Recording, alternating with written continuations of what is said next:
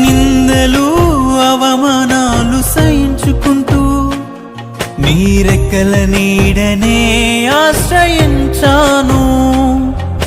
నిందలు అవమానాలు సహించుకుంటూ నీ రెక్కల నీడని ఆశ్రయించాను. నీ వాగ్దానములను చేతపట్టి నీ వాగ్దానములను చేతపట్టి నీ ముఖముపై దృష్టి ఉంచినానయ్యా. నీ ముఖముపై దృష్టి ఉంచినానయా.